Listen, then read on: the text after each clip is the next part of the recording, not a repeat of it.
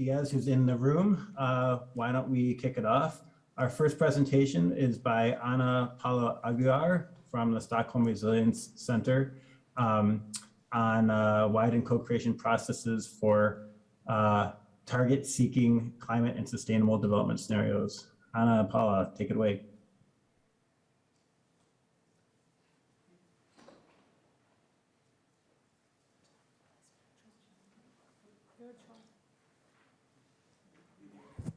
Ana Paula is virtual.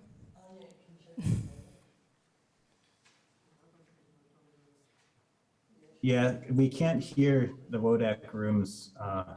Can you hear me now? We can hear you. We can't hear the video. Yeah, they are looking for the video.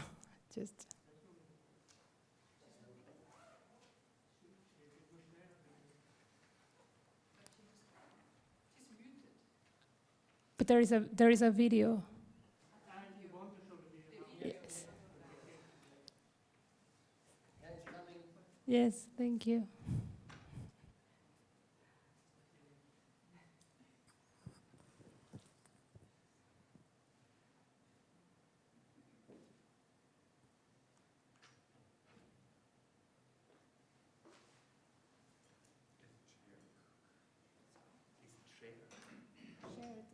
You mean that if they see, yeah.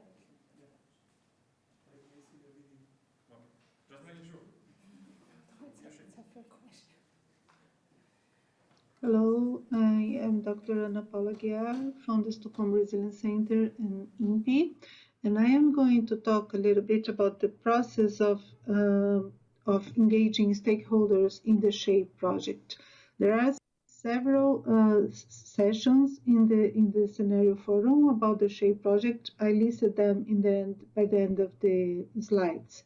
But the idea is that we are creating the consortium, which is new generation of global scenarios using multiple integrated assessment models to reach that aim to reach both the SDGs and the climate targets. And the focus of my presentation is on how we conceive these alternative narratives for the sustainable development pathways. So we started from this work that we have developed at the Stockholm Resilience Center, thinking on this context of target-seeking scenarios about how to capture multiple perspectives, how to make these new scenarios make sense for people so that they could really help to the implementation of these goals and targets. So what we thought and is in this paper is this idea of branching points adapted from the literature, but in this case it means the potential pathway bifurcations. So this idea that the multiple pathways are out there in the world. People have different perspectives, different options. So these branching points would be like these key points of bifurcation that we need to capture in these scenarios. So, and then we would start from that and then build the scenario narratives, combining these options of these branching points. So, and in this paper, we did a participatory process, and then based on the divergent perspectives, we end up identifying seven important branching points. In the case of SHAPE, I'm going to explain later how we did that. But what I want to reinforce, and this is the most important scenario, the most important slide in my presentation, is that the basic thought behind this idea is that these target-seeking scenarios, they really need to reflect the plurality of perspectives, the tensions that are in science and society, and including power imbalances. and they need to recognize that to achieve these global defined targets, you need to foster the discussion at actions at multiple levels. So this discussion, these scenarios need to make sense for people. And of course, to avoid global north only perspectives that have been dominant in previous scenarios, global scenarios. And we really draw upon this definition of pathways from the pathways literature, that pathways are alternative trajectories of intervention and change supported by narratives, intervened with politics and power, and we need to recognize that. So what we did in the SHAPE project, we adapted this idea of branching points. We haven't really identified the branching points through a participatory process. We started within the consortium. It really helped us to connect internally, and we defined 11 dimensions that would be just branching points. And then we identify a first set of branching options, and then we had a long process of stakeholder engagement, where in the first workshop we had and then there was this about the pandemics, and we had to adapt the whole process to the virtual world, what was a gain in certain aspects. But then in the first workshop, we discussed it with stakeholders that we selected, tried to engage people from all over the world, but people working in global organizations, from civil society, from government, from business, from academics, and we discussed it with them, just mainly just branching options, and how they would be combined into narratives, what would make sense or not. Based on that, we end up refining just the whole framework, and we defined like 5 narratives. Here we just have 3, the main ones. And then we quantify the main assumptions behind them, based on what was defined in these dimensions and their options. And then they were quantified by just 3 integrated assessment models: image, remind, and message. And then we had, very recently, we had a second workshop with stakeholders. Then we really we broke the discussion into regional groups. We had a group for Africa, one for Latin America, one for North America, one for Europe, and one for Asia. And then we present the assumptions behind the scenarios, and we asked them, and we discussed with them, what would make sense? Do they make sense for you? What type of discussion do they bring? And it was very interesting, the results. Yes. And then the idea is that now people, the modelers are refining, running the models again. And the idea is that by the middle of next year, we are going to have this the final outcome of the model runs, and how do they relate to the several SDGs. Yes, and then as a conclusion, I think that, of course, there are many challenges in the process of just wide engagement of stakeholders in for global scenarios, but I think that it's possible. I think that we have to use this opportunity, and now we have all this literacy on virtual meetings to avoid these global north dominant perspectives. I think that identifying the branching points themselves are really the key to the success of this of the process. But and ideally, it could be done through a participatory process also. We didn't do that in the SHAPE project, but I think that it's ideal.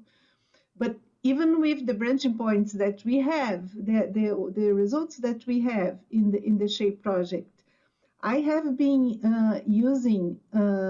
taking these alternative narratives and branches to projects at other scales, in particularly this Nexus project, and it's been super interesting to see then how the branching options and the alternative narratives that are there locally, how they relate or not relate to this global narrative. So more to come. Thank you very much.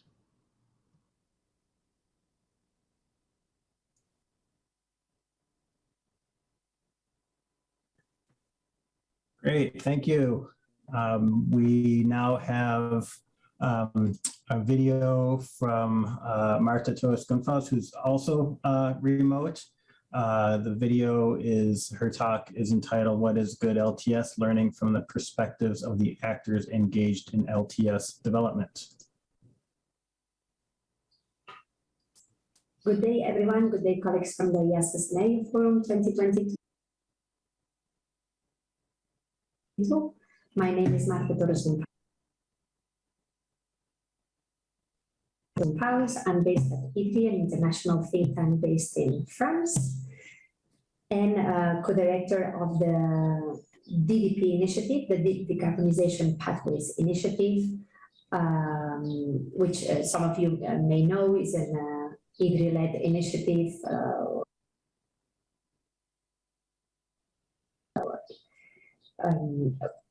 that hosts basically a network of in-country national researchers and some international partners working together to understand better how national economies and societies can transform to 2050 to meet both the climate and the development goals.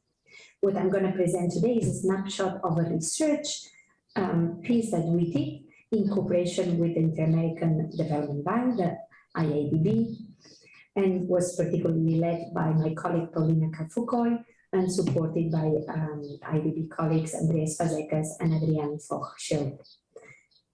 What we had in mind with the research piece was to understand from an actor's perspective what was the value of the processes of developing long-term strategies. Processes that to a large extent, and particularly was the case for the 4 case studies that I will present, are informed by scenario development and multi-stakeholder engagement processes. And we wanted to understand the actor's perspective because that would give us complementary insights to those ones that we can learn from the documents that exist to document the design of the process, and also in addition to the content of the document that may be generated as an outcome of those processes. Also, we were very interested in doing this because we understood that the buy-in, domestic buy-in of those strategies would depend very much on what the actors that could experience that process, that were part of that process, that were in the kitchen cooking that document, how they felt about it, whether they, what was their perspective and the perspective on the usefulness of this process. And to us that because the domestic buy-in is a necessary condition for LTSs to be able to translate into action, it was so decided to interview all these actors. Very much just describing the project, the research project itself, the idea, and I'm going to make the window smaller so you can read it, sorry for that. It was describing the process. So we were not interested in describing the content of the strategy or the content of the discussions that took place, but describing how the process worked. And doing this from the perspective of the agents, as we said. 58 interviews, structured interviews in total, plus the analysis of the content themselves. We did that for 4 Latin American country processes in Chile, in Colombia, in Costa Rica, and Peru. And the people that we interviewed, they represented all the actors, all the type of actors that were engaged in those processes. The main findings, to start with a bit of an overview of the commonalities, the description of those processes and what they had, what was highlighted by the actors as well. All those processes were supported by international cooperation through financing or technology assistance, and that was very much present to all the actors that were part of those processes. They all counted on decarbonization pathways that had been constructed with models based on a backcasting approach and a broad participatory approach as well. And all countries designed different, or let's say they put different emphasis on the methodology and the objective of the multi-stakeholder participation, both during the generation of the evidence base and during the generation of the deliberation of the final documents themselves. It is also important to note that for 2 of these 4 countries, while we were doing the interviews, the country had already submitted the long-term strategy to the UNFCCC as a result of this process, whereas there were 2 that were still not the case. And today it's already 3 countries with Peru pending to finalize and deliver that output to the UNFCCC. The main conclusion, the main message across all the stakeholders is that the LTS process delivered value to them. And they define this value in terms of learning and appropriations of the level of complexity of the transformations that would be required to meet carbon neutrality. The majority of all these interviewees highlighted that the backcasting approach to the scenario development helped them incorporating this long-term and more systematic perspective into the day-to-day decisions that they had in mind, or into the day-to-day discussions that they were part of. Also, the fact that it was organized as a multi-stakeholder participatory process helped them understanding this complexity by listening to other agents that would be also affected by those transformations. They all reiterated the value in understanding better the problem and the acknowledgement of the need for specific action to be able to shape those pathways. And a main shared outcome was the possibility to anticipate what would be the governance challenges to implement those pathways, not to work the pathway, as we say. For some of the countries, not all of them, a commonality was the difficulty, or not the difficulty, but the realization that it was a debate or a discussion that was not necessarily articulated with the NDCs, the national determined contributions, which in some countries had been another parallel process to try to define targets in the short and medium term. And what was interesting is to see in their minds how different those two processes were from a process perspective, and what allowed the process to deliver, specifically in terms of learning and appropriation of the level of complexity. The main difficulties and weaknesses are identified by the actors. The first one, the mismatch between the mandate and the country's needs, discourses, priorities, in their field, the discourse in the field of climate change policy in the country. a bit to put things black and white, is the processes, those processes were done in response to an international requirement, but it was not necessarily framed in the way that the country would have done if it would have been a domestic requirement or kind of a country-driven exercise. They also highlighted lack of sectoral appropriation and poor engagement of the private sector and some economic institutions. They all highlighted that there has been progress on integrating development and climate goals, because they all had had experiences in other scenario development exercises to inform climate policy in the past, but that we still were not in a point where this integration of goals, and talking about both goals and how they integrate to each other, that had not yet been translated into a productive development vision.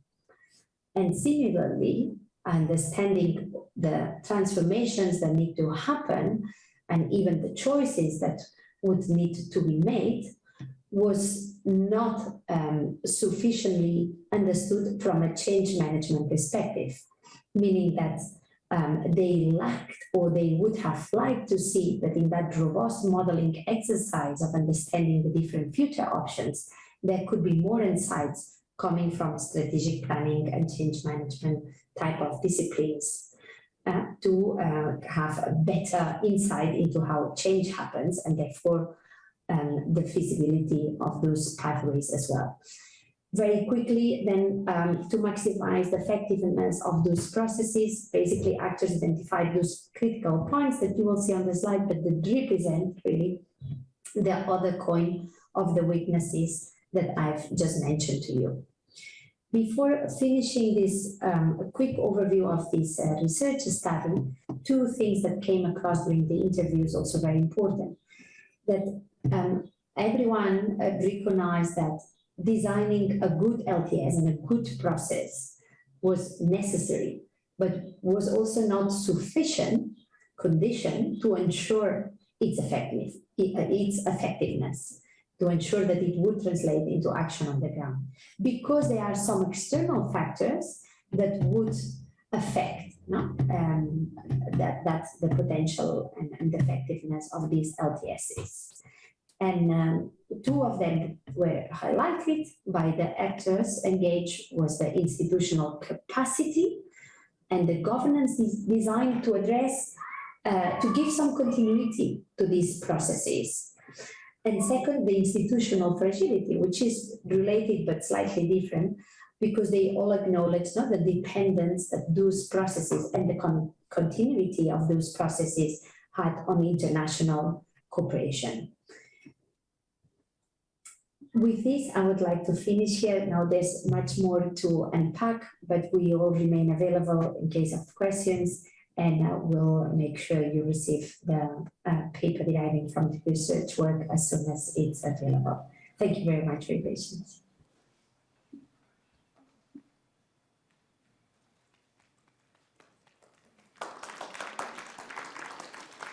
Great. So we've had two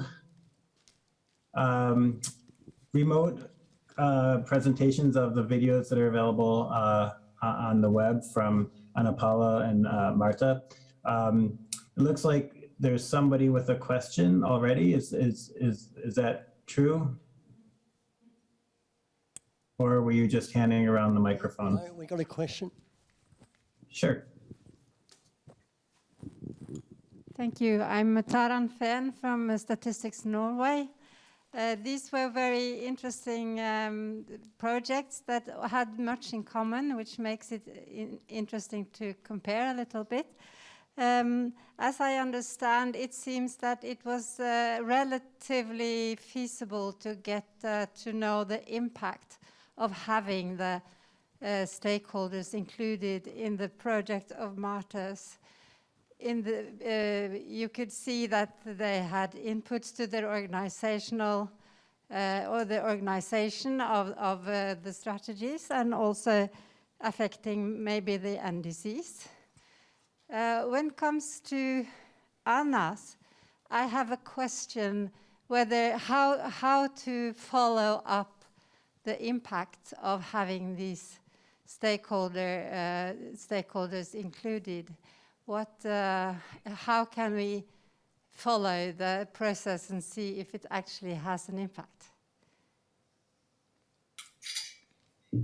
Oh, hi. Thank you for your question. I think that our goals were a bit different. The two projects. I think that the impact in our case is actually in the construction of the narratives themselves and in the process of building these pathways. We know the project is still ongoing, and both workshops have changed the narratives first and also some assumptions now of the model. So I think that's the impact is really on the improvement, and we hope, but we don't know how we are going to measure, that once these STPs are ready, that they are really going to be used by people to foster these discussions about these strategies. So I hope it answers your question. I also want to say that there are many people from the consortium. There are some people from the consortium in the audience, and if they want to complement what I say, it's also.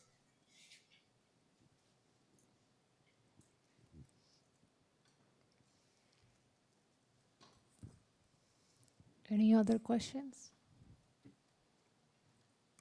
Federico? Yep.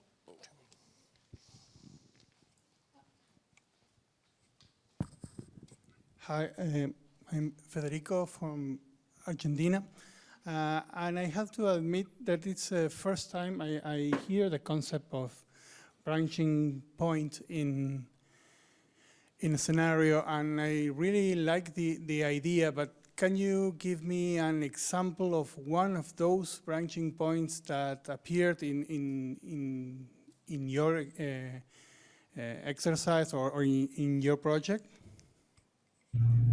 Yeah, and I'm going to talk about shape, right? Not about the results of the paper, but there is one that's common. It's about like the future of urbanization. If people are going to move to cities and it's going to be a very concentrated urban areas, or if you are going to have more of a mix. Another one is about diets, what types of diets we are going to have, meat-free, fish, the eat Lancet, and several of these. And there are some very basic ones about values, about who is leading the transformation. Is the market or is like states? And of course, as I said, several of these things happen. The important thing is really to foster. One very important also in the SHAPE project is about growth, economic growth. And then we also, and this was something that was really emphasized by the stakeholders. We have a post-growth scenario included there, and also, and other options. Is it clear? Yes, it's clear.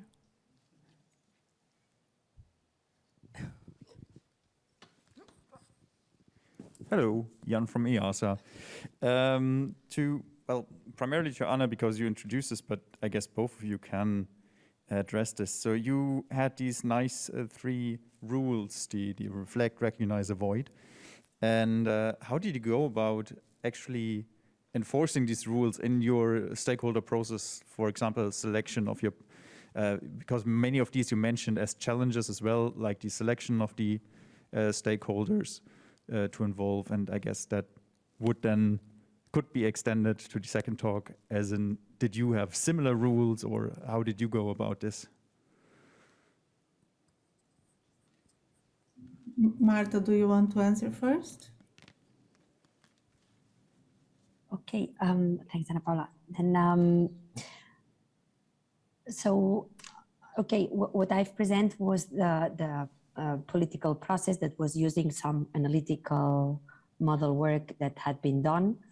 But in those 4 cases that we analyzed, the governance of the process was basically the government was on the driving seat, and they would be the ones that did the selection of the stakeholders.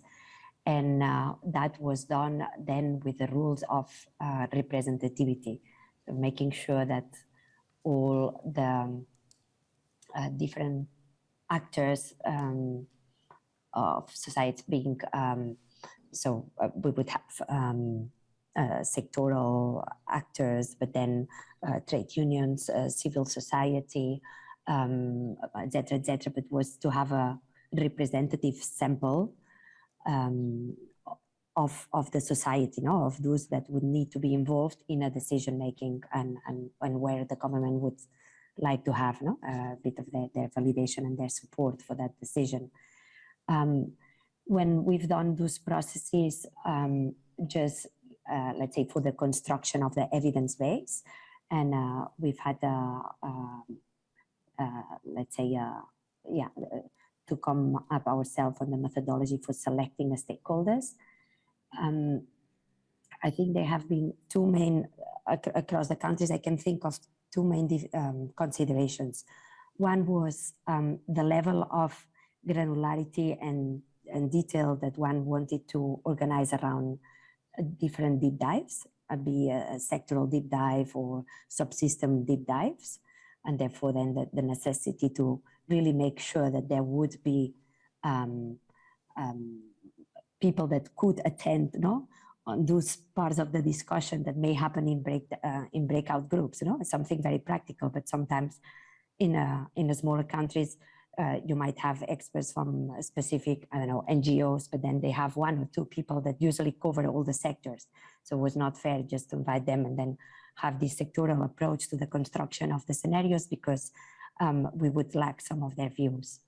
So the sectoral granularity and how the process design would be structured, that was one consideration. The second is whether we invited people for the interest that they are holding or because of their expertise. So did we want in the room that person that knows exactly that to run that power plant, if there's a water shortage, X, Y, Z, or if there is a certain, like, are we looking for the expertise, or are we looking for interest holders on different actors that can that will be affected by the change we're pursuing? Those have been kind of the 2 type of main avenues, I think, for selecting the stakeholders. I left here so long.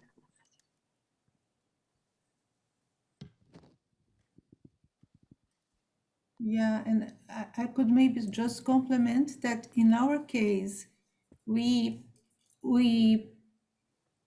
of course, many similarities on having all the sectors, but we went more on this line of having different interests in the room, because we were really always trying to aiming at capturing these multiple perspectives and tensions, and so it's more of a like having social movements and having business and having, we aim at that. Of course, sometimes it's different. It's difficult, especially at this global level, but that's one of our main criteria.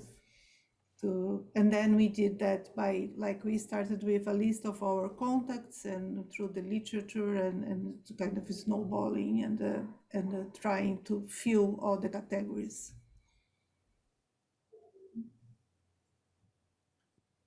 Thanks, Ana Paula and Marta. We'll move on. Next up is, you've already heard from her a little bit, Taran Fan from the Research Department of Statistics in Norway. She's going to give an oral presentation there in WODAC on plausible futures, lessons from involving stakeholders in Norway.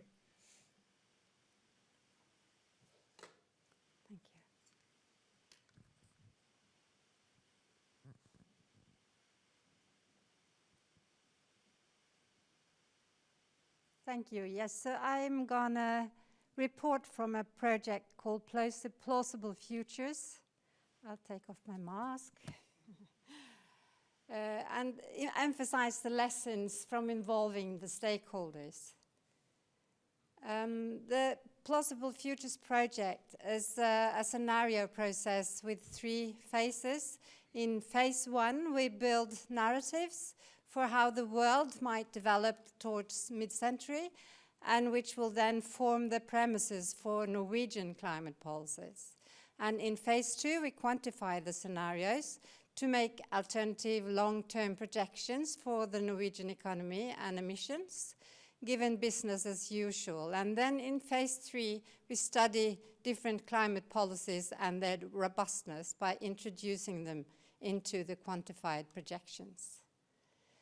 And in phase 1, we organized this by a workshop with 18 participants and an experienced facilitator. This was inspired by intuitive logics methods and had 3 main stages. First, to identify the possible drivers of global change, both political, economic, technological, cultural, social, demographic. And then we identified about 60 different, which we grouped and then picked the significant and ended up with 11 driving forces. Then we categorized them as either uncertain or certain and stated their interrelations and impact, and finally systemized them into a few logically induced scenarios. So the take home here is that this is a rather complex analytical process. I will go very briefly through the results because that's not the point here, but the interesting interesting drivers are those that are uncertain, the 6 lowest here, because then the combination of their outcomes will generate different futures. And the 3 blue are the most significant and fundamental, while the other 3 uncertain are following more or less from the 3 blue. So then we organize these 3 blue drivers, that is the degree of fossil fuels access in the world, the degree of green norms and preferences, and the degree of global climate cooperation.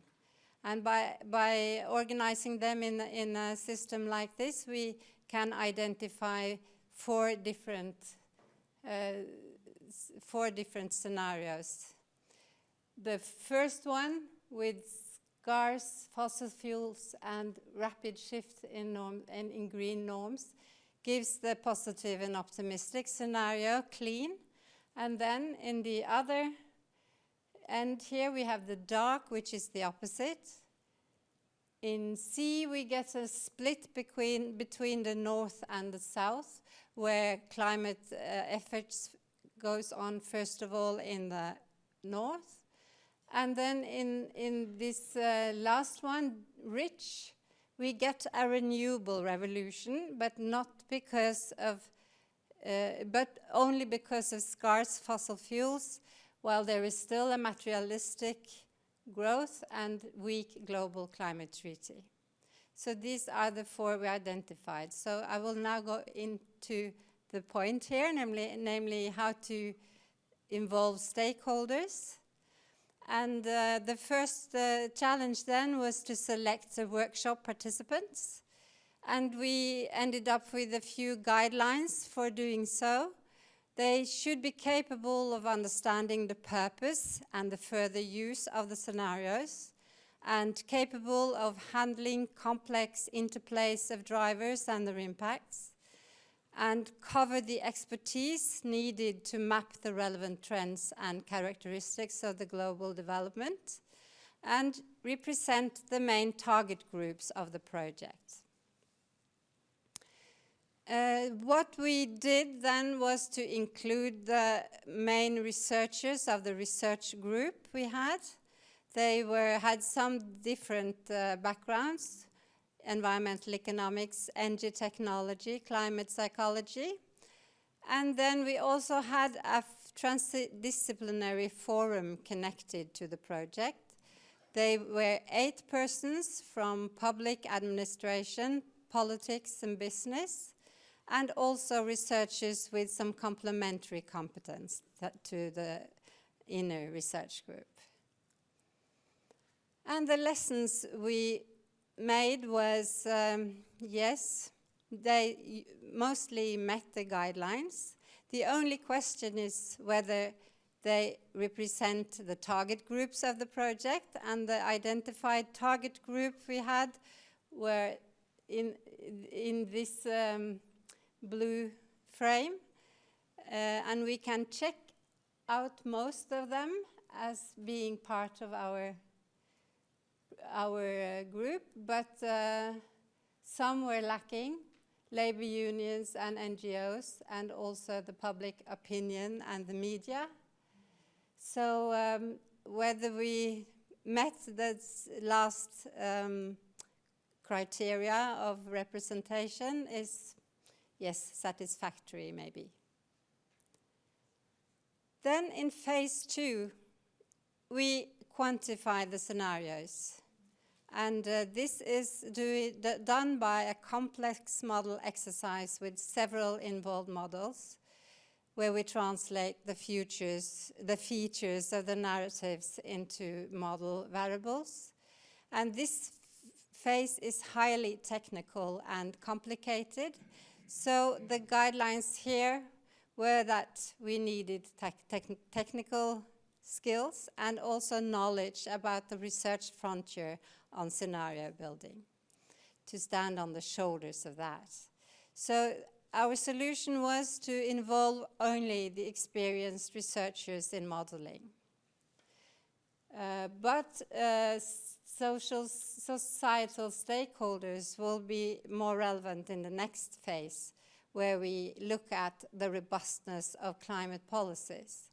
The approach here is to study policy counterfactuals still in models, and also reporting to 2 different target groups, namely the international research community on the one hand, and the Norwegian stakeholders like policymakers on the other hand.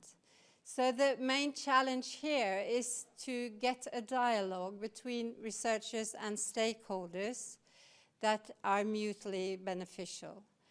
Our guidelines here was that policymakers, they need to back their decisions with research, and there is a high demand for model-based research and analysis for this purpose.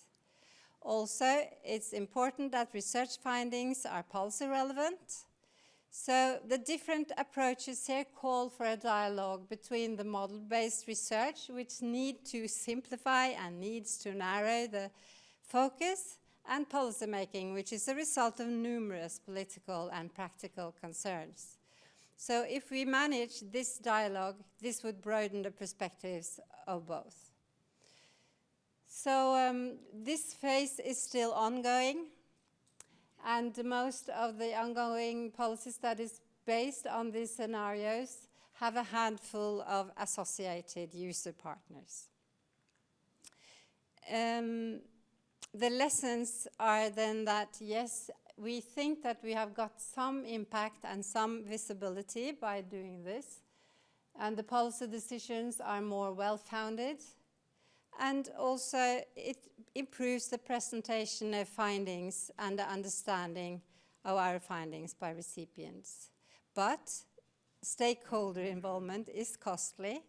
It takes resources and time, and also a risk for running into conflicts with stakeholders and also among stakeholders. So, yeah, and patience is needed. Mutual benefits can take years to materialize. So these are also a part of this. So, only summing up. In the first phase of narratives, it's highly needed to bring in relevant knowledge and representation. In phase 2, too technical. In phase 3, highly needed to ensure policy relevance and impact. Thank you.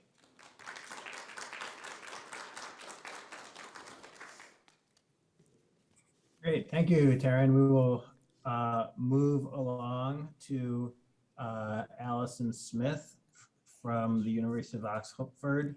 She has a video on her with her presentation. She's also remote here.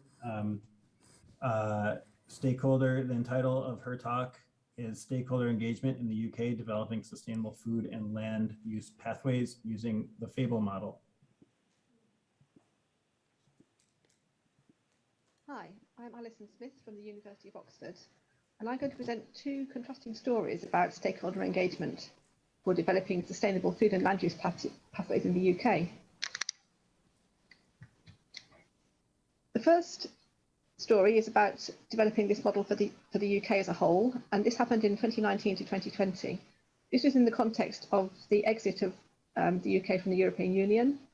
So policymakers needed to establish new food and land use policies to meet UK targets for net zero by 2050, to reverse biodiversity loss by 2030, and to tackle our obesity crisis. So we used the FABLE model to test different policy scenarios and explore alternative pathways to sustainability. The FABLE model is developed by the FABLE Consortium, led by IIASA, and this includes 20 countries that each develop their own national sustainable pathways. These are then combined with 6 rest of the world regions to balance imports and exports globally.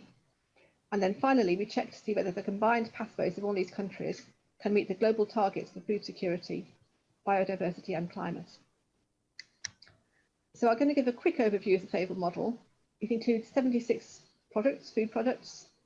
It operates over 5-year time steps from 2000 to 2050, and it's demand driven. So the user inputs population, diet, food waste, biofuel demand, and imports and exports. And the model then calculates food demand. Then the user inputs crop productivity, livestock productivity, and grazing density. And the model works out how much cropland and pasture area is needed to meet that demand.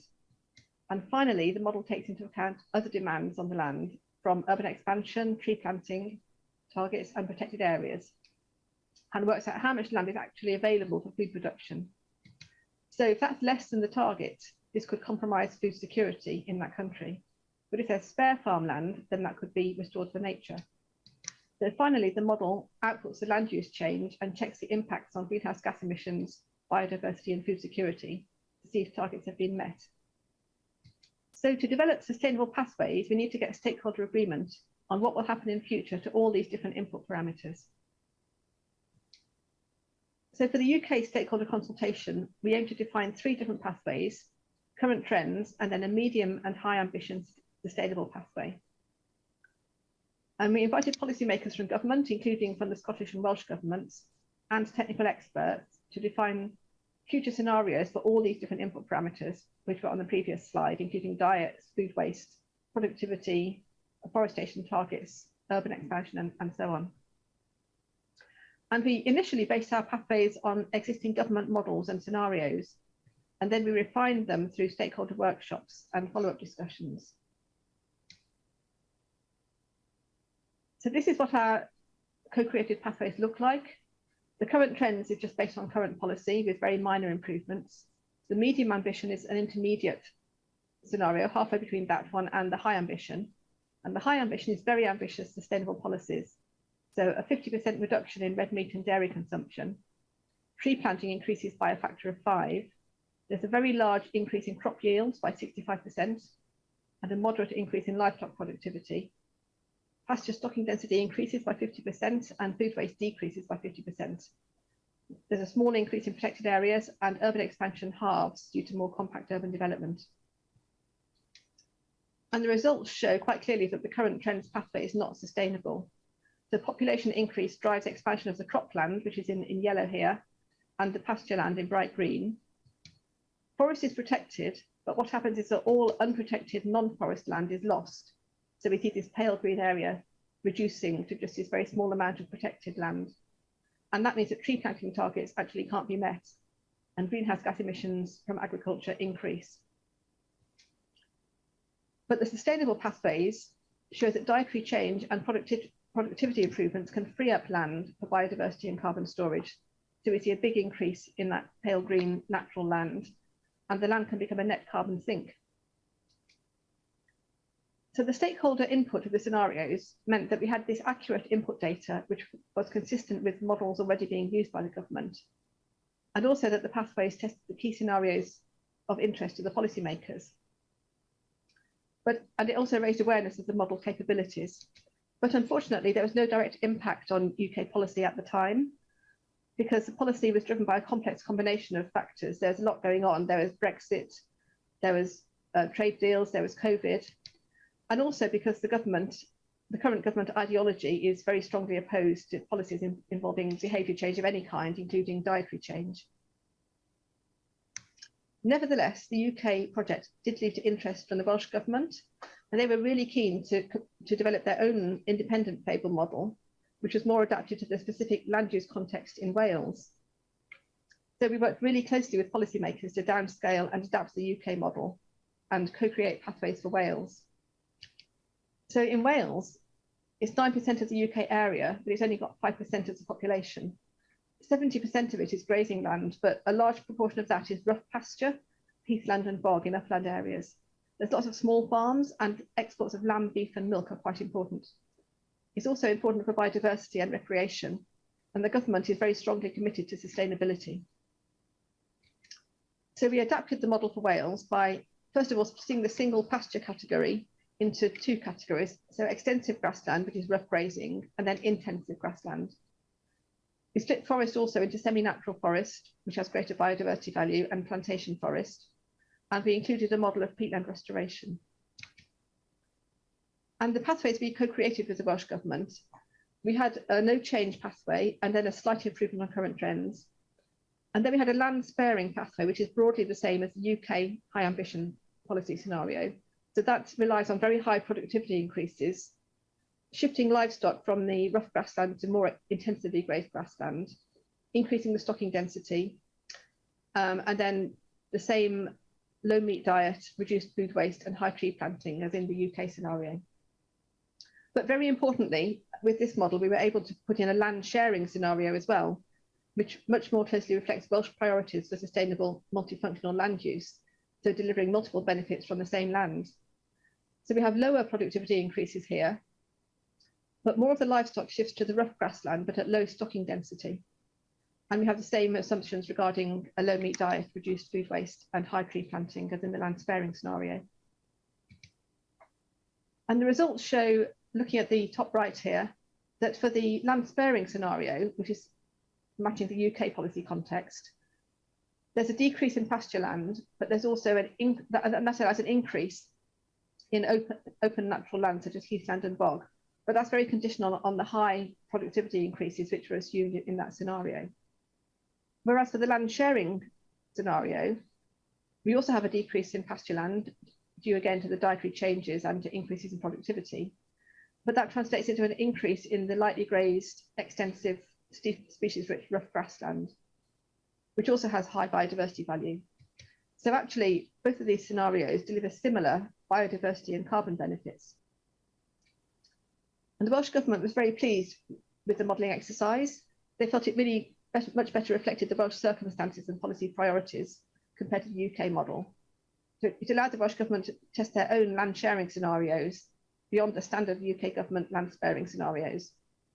And they found that actually an interesting part of the process was that when they consulted all their different government departments to develop the parameters for the pathways, they found it opened up a lot of really good conversations about different policy aspirations, synergies and trade-offs between different goals such as climate, agriculture, biodiversity and health.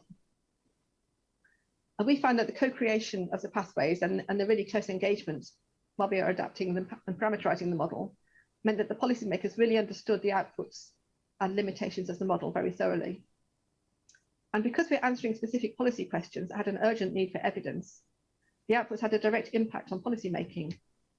So in the Net Zero Wales carbon budget, it's only on one page, page 22 out of 250, but it does state that they're going to integrate their approach to climate and health. So really recognising those synergies. And over the next 20 years, they state the ambition to shift the population's diet towards the Eat Well diet, which is the one that we used in our model, with an increase in fruit and vegetables and a decrease in red and processed meats and dairy products. And actually, in a country like Wales, where livestock farming is such an important part of the socioeconomic landscape, this is very significant.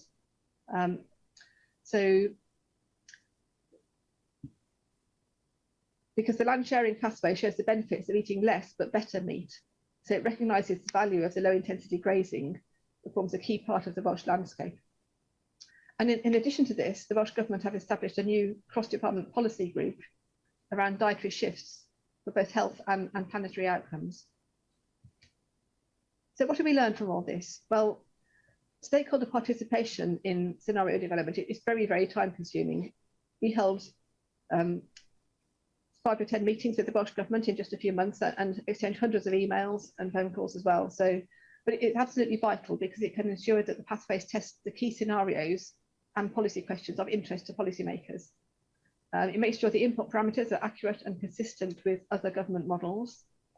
And it makes sure the key stakeholders are aware of the model capabilities and understand the model limitations.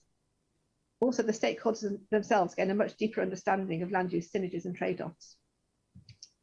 So thank you for listening. And to find out more, you can follow these links for the UK model and the Welsh model. Thank you.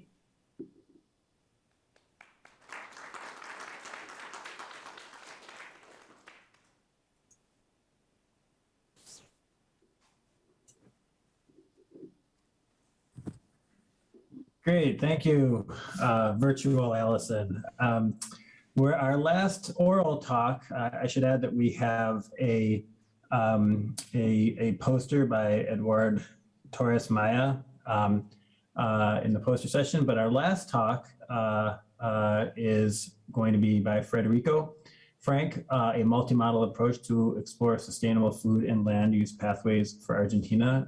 Frederico is there in the room. Is he going to be giving a live talk or using the video? I'm here. I'm going to give a live talk. Okay, great. Take it away, Frederico. Thank you, Jeff. As he said, I'm going to tell you a little bit about the process in Argentina. And first, I'm going to thank Alison because her explanation covered part of the things that I also would have need to explain, because we also use the Fable calculator in our case. First, just to mention that this what I'm going to tell you was part of the SPIPA project, and also is linked with the Fable consortium, as Alison said. And the SPIPA project is about the strategic partnerships for the implementation of the Paris Agreement, which ended last year in Argentina. And the objective of this project was to help the government, the Argentinian government, to create its own LTS for reducing the emissions. And the consensus or the basis of the project was that, given we had already inventories for Argentina and we needed to see how different scenarios could affect the future NDCs or the contributions of the country, we wanted to determine a number of scenarios with different ambitions or ambition levels regarding reductions that we didn't know at that time how many or also what ambitions. And we also agreed beforehand that we wanted to, since Argentina is such a large country, we wanted to have land use projections that are coherent with those scenarios. And with that in mind, we started the idea of using a cluster of models. And this is more or less the link between the models.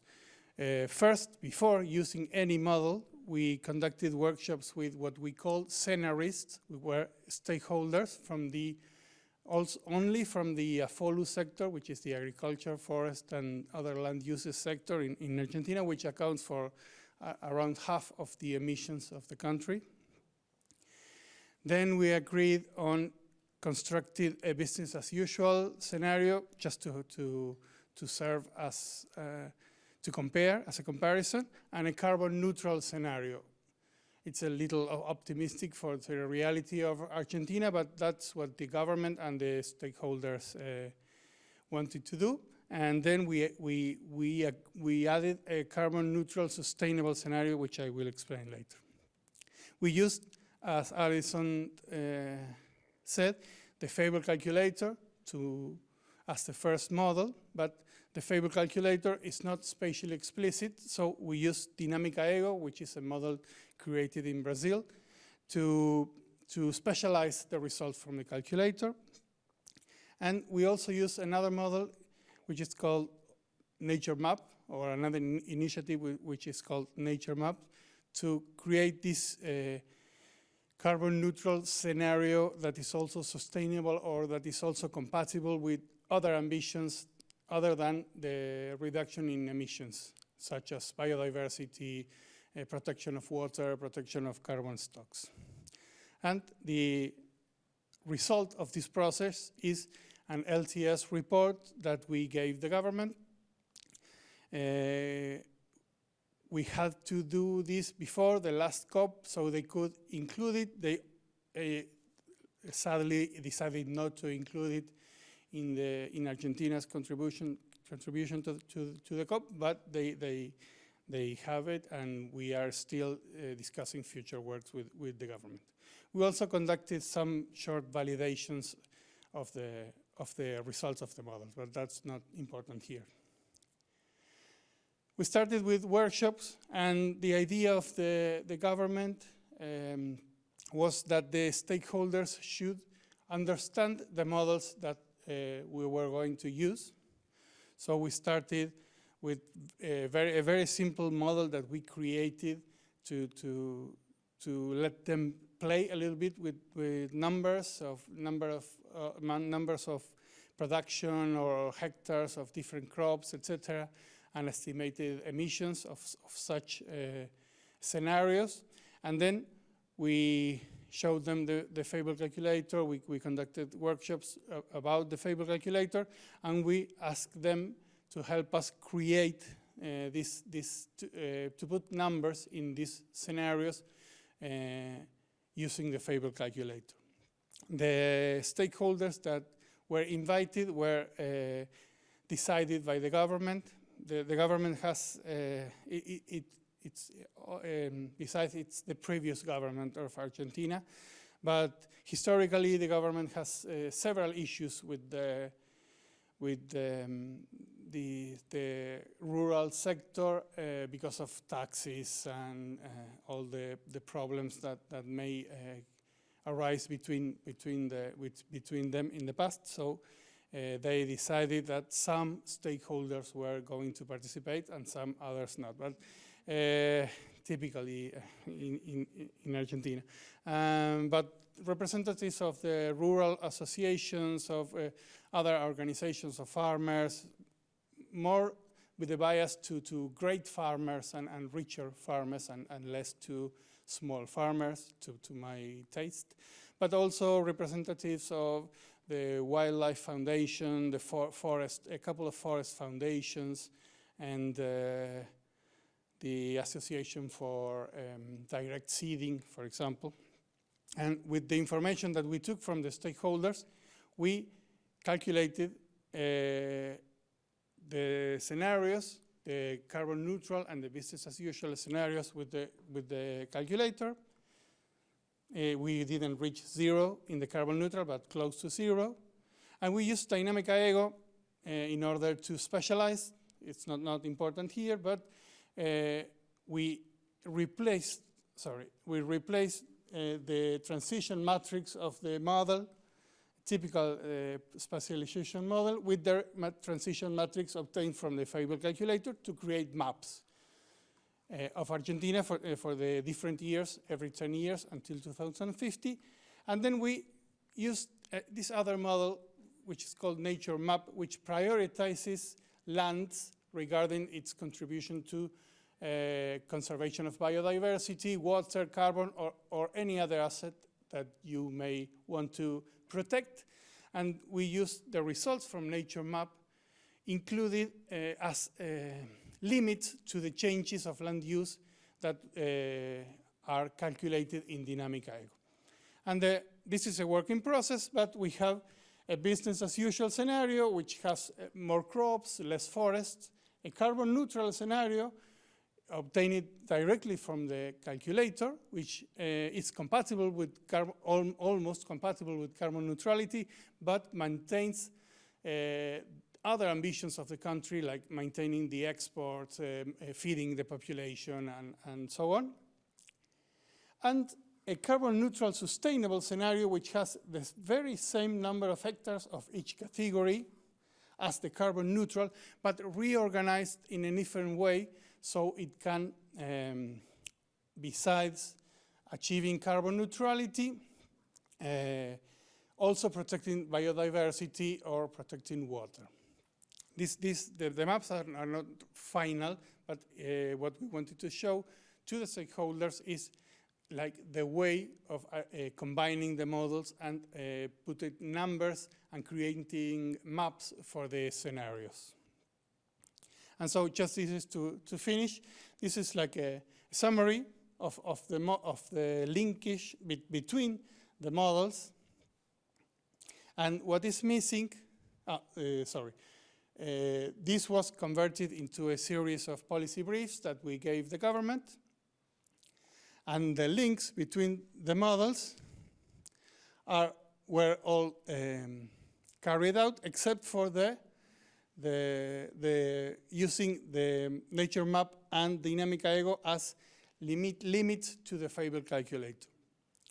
Sadly, and the most important part of this work was to show the stakeholders in workshops, and we couldn't do that because of the COVID restrictions, and the project ended last year. So the only thing that we could do with the stakeholders was to conduct bilateral calls or little workshops with them, but not all of them together as we intended in the first place. And well, that's all I wanted to show. Thank you.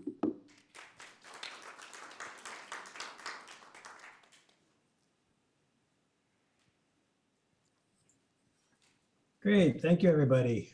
I want to just ask a brief clarifying question. We started 10 minutes late, so we have roughly 12 minutes left in our original allotted time. Are we at the end of the day, or is there something going on after this that people in the room will want to run to, or will people object if we go a little bit long over the allotted time due to our late start?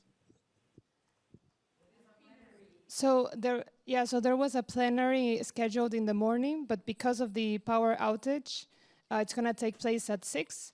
But since all the sessions are started with 5 minutes more or less delay, I guess let's aim to finish at 6.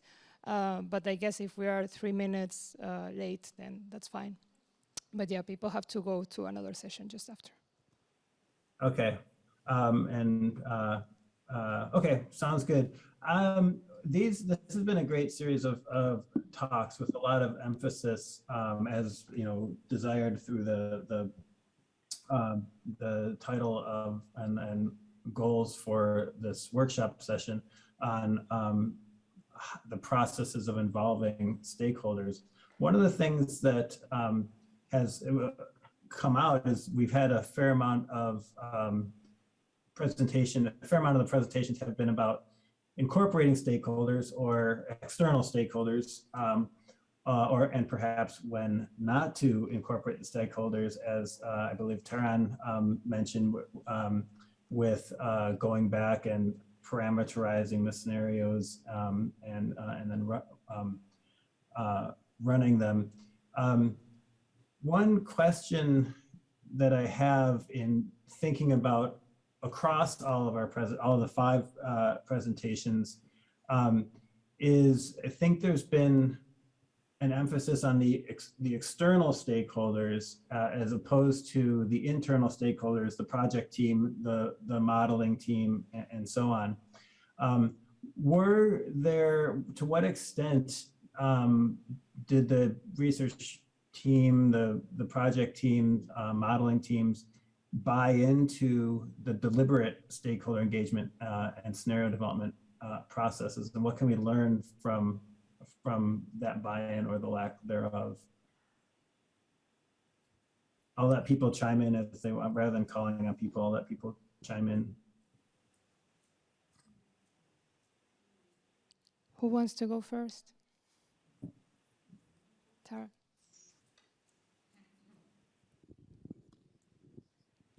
Yes, thank you. That's an interesting question. I would say that the Norwegian research community has adapted to take more stakeholders into their projects rather slowly, but there has been pressure from the Research Council of Norway and also the EU projects for doing this. And I think now that several years has passed, we have good experience with it, but there was reluctance in the start. Great, thanks. We have hands up from Anna Paula and Marta online. Anna Paula. Yes, I think that in the SHAPE consortium, it was, I think that it was one of the conclusions of the process that it was very important for the team itself. The stakeholder engagement became quite an important part of the project, and it acted as how do I say that? I don't know. It really make us facilitate communication internally, and people really bought, and the modelers were always part of the workshops, part of the group discussions, and I'm not sure if Bjorn is still there in the audience, but he maybe could complement there, but I think that it was, yeah, it was very good for the modelers too. Great, thanks, Anna Paula. Marta? Yes, I also agree with my colleagues. For us, and I think I've seen over the last 10 years that indeed there has been an evolution, and at the beginning there was quite a lot of resistance. I would say, like, even it does require for us as a researchers to have kind of a change of mindset, you know, in a way you expose, open, no, criticize all the time, and brought issues into consideration that sometimes, you know, challenge kind of the scientific robustness that our frameworks, no, or methods would have had. So that was definitely the place. But I think, I mean, in our community, in the DDP, we've now integrated stakeholder engagement as part of the scenario development. Of course, with different modalities, so it's still across countries, it changes, and it also depends very much on the culture and kind of the acceptability of the researchers themselves. And maybe what I found interesting is that for some, they've actually tried to even bring people, no, as part of the research team that is in charge of this, so kind of a specialization, no, of having the process lead and the research lead, and then kind of not splitting responsibilities, because but at least yeah, assigning different responsibilities in order to then manage it better. Great, thanks, Marta. Anybody else in the room that would like to engage with that question? Yes, hi. My name is Geronimo Gassman. I'm from the Global Climate Forum, and I mean, I have a question for Alison and maybe also for the Argentinian case study. I mean, very impressive work, and it seems that you have managed to kind of, yeah, interest policymakers actually in kind of, yeah, your work and scenario development in particular. But I was just wondering which type of policymaker actually. I mean, did you kind of find to include the bureaucrats more, or actually really the politicians? Because I think there's a huge difference here. And maybe you can also both kind of, give me a bit more thoughts about kind of what barriers there are for policy uptake, particularly with this kind of stakeholders, so policymakers as stakeholders. Thanks. Okay, shall I go first then? Yeah, so we were liaising with the civil servants, basically, so the people working in the climate change department, in the agriculture department. And then what they would do is they would then liaise with their colleagues in the other departments. So they'd talk to the people in health, to the people in biodiversity departments and so on. And then they would go to their politicians, so to the elected council members. So it was kind of like a chain process, and we never spoke directly to the politicians ourselves, but that's probably a good thing because, you know, we're scientists. The civil servants are really, really highly experienced in how to talk to their elected members. So it's much better that we leave that kind of thing to them. So they acted as the intermediaries in a way, but we were basically responding to the questions they asked, which they knew is what the politicians wanted to know. So that's how it worked with us, and it worked very effectively in the case of Wales. Probably because it was like pushing at an open door, really. They have a very strong sustainability ethos, and they really wanted to address these urgent questions, which was not necessarily the case for the UK government. Federico, just before you go, I just wanted to let you know that the plenary is going to start at 6:15, so we have a little bit more time to discussion. Yeah, thank you for the question also, because I should have mentioned that in the case of Argentina, they were not bureaucrats, they were like second-line policy, not policy makers also from the executive government, not the Ministry of Environment, the Ministry of Agriculture, but the persons below, the direct below, which are a little more technical than just political. Their positions are political, but they are all most of the times they have degrees related to the fields most of the time. And what I forgot to mention that in our case, the participation of the stakeholders was at the beginning and at the end, and not so much at the middle as we expected because of the pandemic, but also because there was a government change right before the start of the pandemic, and all the people that worked with us were removed, of course, from their positions because it was a radical government change, and that would have been also a big problem. We would have to start again with them, and and I finish with this. The stakeholders at the beginning participated in the selection of the models, because at that time we were going to use Globiome for that, for the modeling, and well, then we abandoned Globiome, but first we stopped using it because the stakeholders and the government members thought that it would be very difficult for all of them to understand such a complicated model. So that's one of the reasons we abandoned Globiome.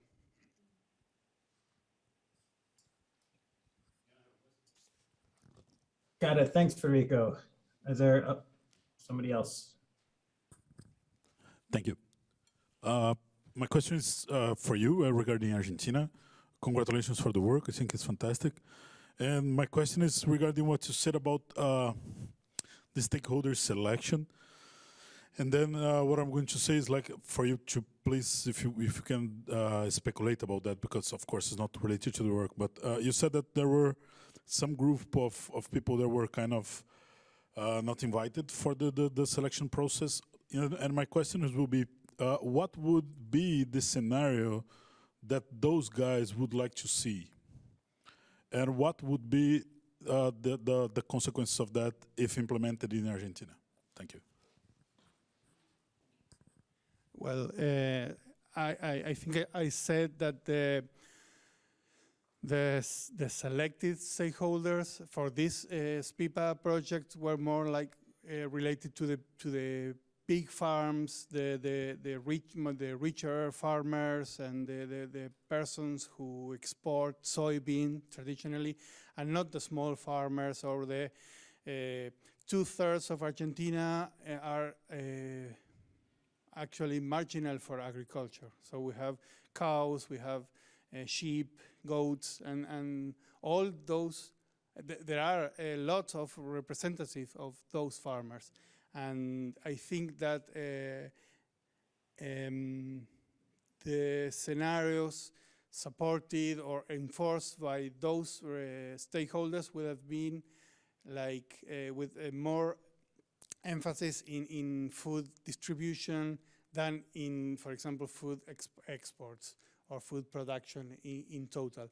And that would have been great, but also a problem because the models not always have this in their functioning. No? They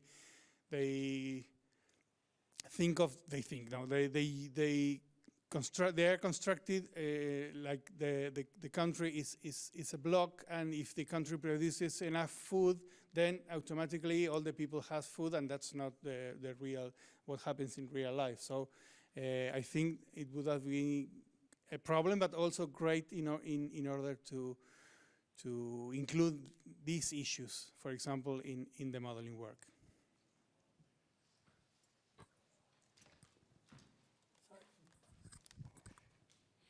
Thanks. Laura Pereira from GCI Advits. Just to follow up on that, actually, because I think it's a really fascinating question around modeling and stakeholder engagement, is if you had been in that situation, would you have chosen different models? Like, how would you have actually tweaked that to take it into account? Would it have been possible? Because I think that's exactly a lot of the challenges we face, is that the models that we use aren't actually designed to represent these viewpoints, right?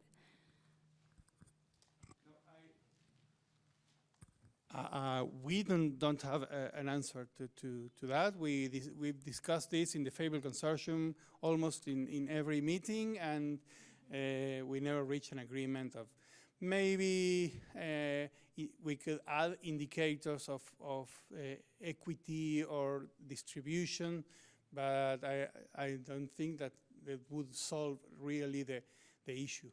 But it's something that we always discuss, and it's something to do in the future.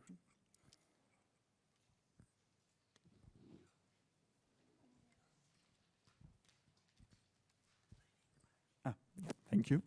Not like actually sticking on the not including some people, not to put the finger in the wound, but you so nicely analyzed, Darren, right? You nicely analyzed which groups you should have had, but then didn't have. Why is that? If you even analyzed who you wanted to have, why didn't you? Actually, that was a case of time constraints, yeah.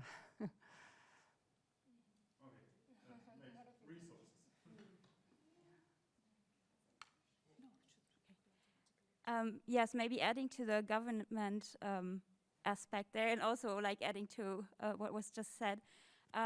So we contacted a lot the UN, many of the UN actors, and they actually appointed people then. So we didn't really contact individual people for the SHAPE project I'm speaking. Sorry, I should have mentioned. And then we also contacted a lot of EU actors, and even though we had quite a good knowledge of who would be relevant for sustainable development pathway narratives, it was actually quite difficult, and many of the people we invited, and we sent like personal invitations, they actually also said they had huge time constraints. We did get a few, and lots of the responses were positive in terms of they are really interested in the results. But yeah, they also have lots of time constraints. We have Anna Paula, who has had her hand up here online, and maybe after Anna Paula gives her comments, I'll wrap up with some observations, and those of you in the room can sprint down to the theater to see the plenary. And Paula. Thanks, Jeff. Yeah, I want to complement what Merle said, that at this global level in the SHAPE project, it was more the UN and some EU people. But as I said briefly, we are doing a similar process at several other scales in other projects. And I want to say two things. One is just that one of the good things that I think about these branching points and keeping it is that many of these things that cannot be quantified by the models, they are still there and people continue to discuss them and they are still present in the discussion of the results.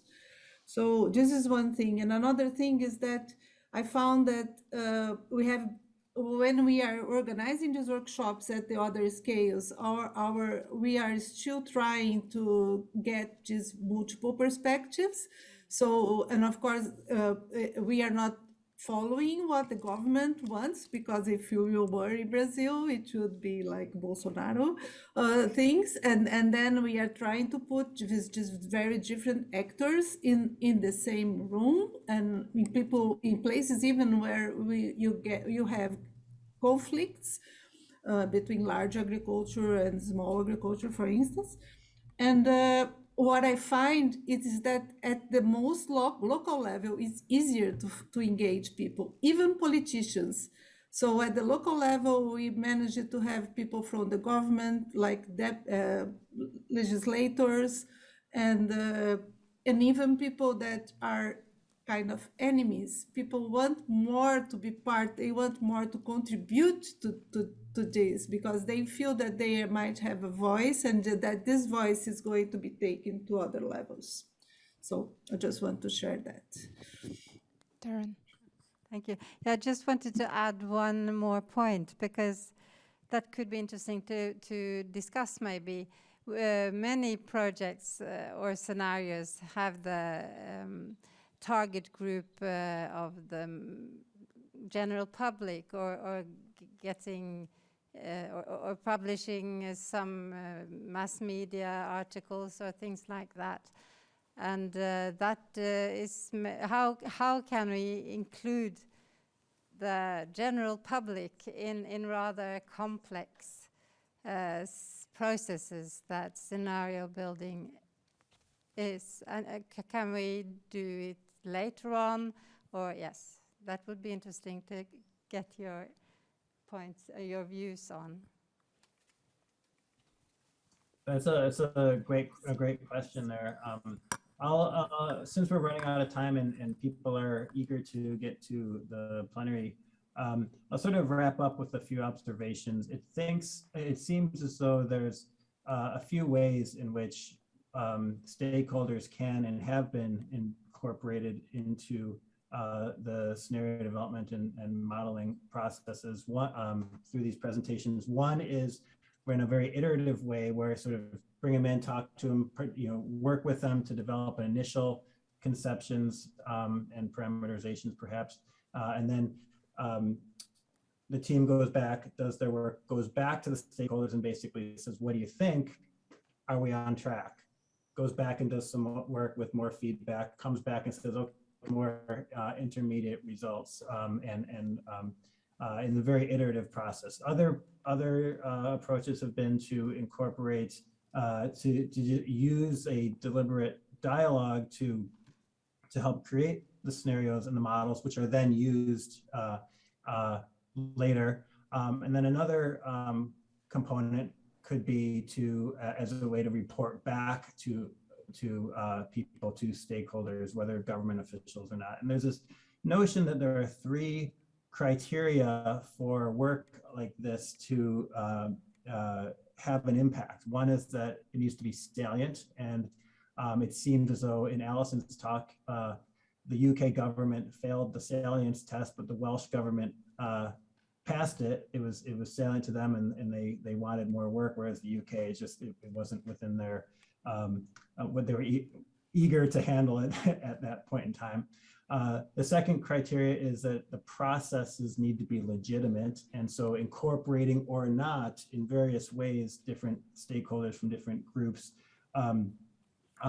and the take up and the receptivity of the team and the stakeholders to these processes can vary.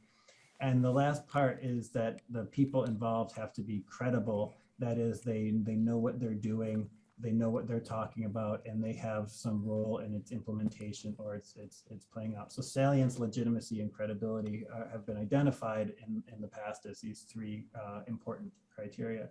And I think these issues permeated a number of the talks. I will end it there, but we can, for those of us that want to stay around and keep chatting, I'll be here for a little bit longer, and those in the room and other remote rooms, feel free to stick around and chat. Otherwise, I'll unleash you in IIASA to go to see the plenary. Thank you for a great workshop session. Thank you. Thank you, everybody.